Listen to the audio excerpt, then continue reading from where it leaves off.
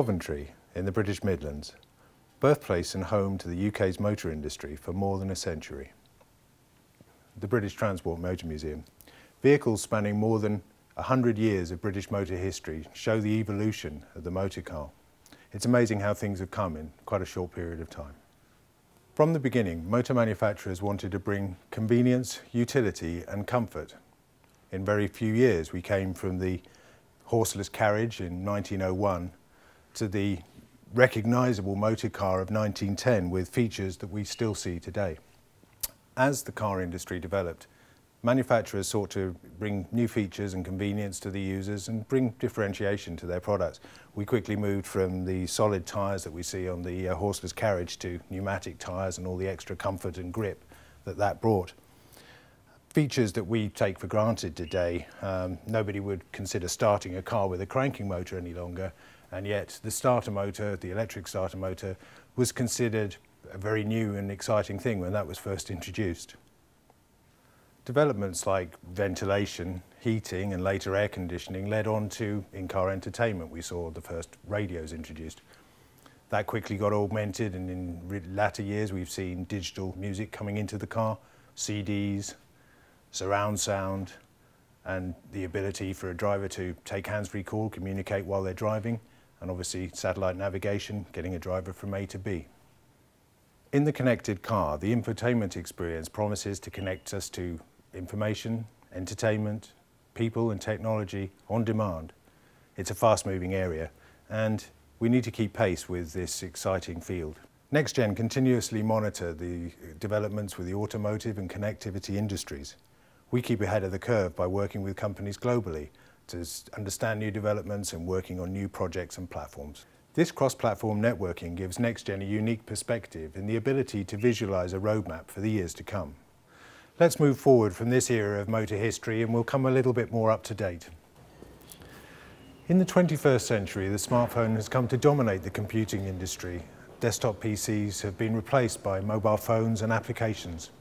In the car, we're used to hands-free calling and navigation applications and latterly music streaming.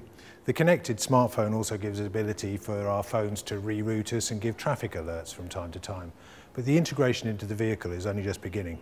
Car manufacturers are just starting to integrate smartphone technologies at a much deeper level. For instance, parking is a common problem, and applications in the future will be able to locate for us, reserve and pay for parking spaces and guide us to them without any form of user interaction, sensing what we need and doing it for us. Our cars will shortly learn our preferences and tastes at different times of day, the music we like to listen to and the volume we want to listen at, temperature in the cabin, the lighting and the mood.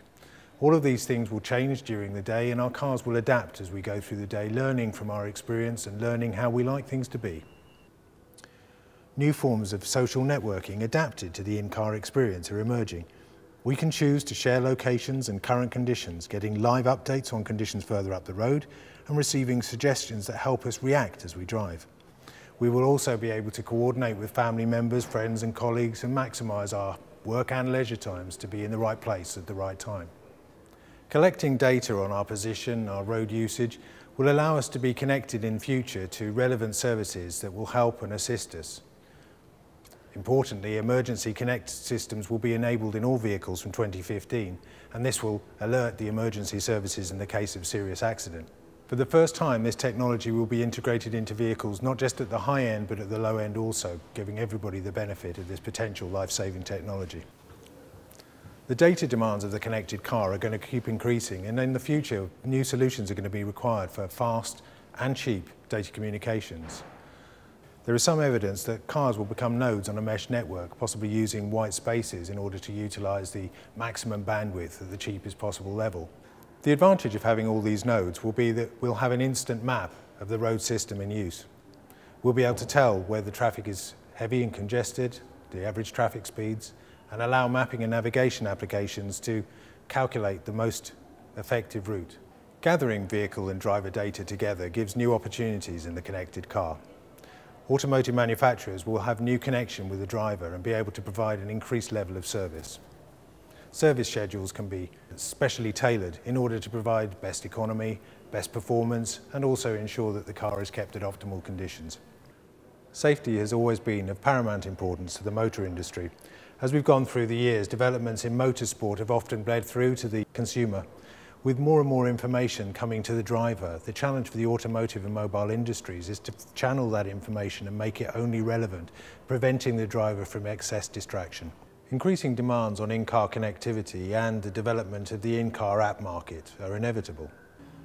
For the connected car market to achieve its full potential, new levels of cooperation between the automotive industry and the mobile companies is going to be required.